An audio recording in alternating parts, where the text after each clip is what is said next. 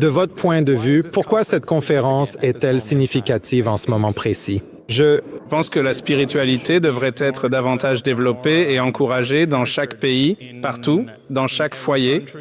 C'est pourquoi, plus que jamais, cela est pertinent non seulement pour ce pays, mais pour le monde entier. Oui, je suis d'accord. Et quelle idée, message ou échange d'aujourd'hui a le plus résonné en vous? Eh bien, la première chose qui me vient à l'esprit, c'est que lorsque j'étais petit, j'avais le rêve d'aller en Tanzanie et d'aller voir. Parce que j'ai toujours voulu voir un rhinocéros en vrai. Donc, voir l'ambassadeur de Tanzanie ici et savoir que la Tanzanie est un phare pour l'Afrique, les Africains et le monde entier, cela m'inspire à y retourner. C'est très personnel, mais oui, peut-être que je réserverai un voyage en Tanzanie après ici. La conférence met en avant le concept de diplomate spirituel. Alors, comment voyez-vous cette initiative contribuer à un changement positif dans la société?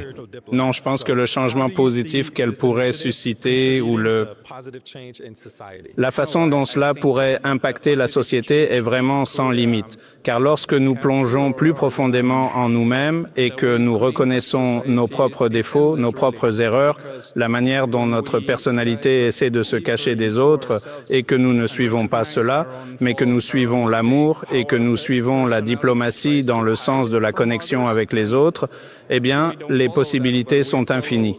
Nous pourrions... Chacun peut lui donner le sens qu'il veut, mais je pense que la chose la plus importante, c'est la connexion avec l'autre, avec celui que nous ne connaissons pas. Comment voyez-vous des rassemblements comme celui-ci contribuer à l'avenir de la coopération interreligieuse et interculturelle? Eh bien, je pense que se connaître les uns les autres est l'une des choses les plus importantes, n'est-ce pas? Je pense que ce que nous vivons en ce moment, les gens se regroupent de plus en plus avec ceux qui leur ressemblent, n'est-ce pas? Dans leur propre groupe, ou à gauche, à droite, tu sais, emo ou punk ou peu importe. Les réseaux sociaux rendent tellement facile le fait de rester dans notre zone de confort, de ne rencontrer que des personnes qu'on aime ou avec qui on partage des valeurs. Donc, je pense que ce genre de rencontre où parfois nous ne partageons pas les mêmes valeurs, ni les mêmes connaissances, ni la même sagesse, ni les mêmes traditions, comment dire, permettent de réduire les frictions, n'est-ce pas? Donc, je pense que c'est très important parce qu'il est facile de parler avec les personnes que l'on connaît et avec qui on partage des valeurs, mais parfois, il n'est pas facile de briser ces barrières, n'est-ce pas? Donc, je pense qu'il est vraiment, vraiment important de saisir cet élan et de continuer à construire dessus. Et j'ai été personnellement inspiré de voir des personnes de tant de cultures et de confessions différentes se rassembler autour d'une même idée. Vous savez, cela montre que la possibilité de ce type de coopération est vraiment, vraiment possible. Qu'en pensez-vous? Oui, tout à fait.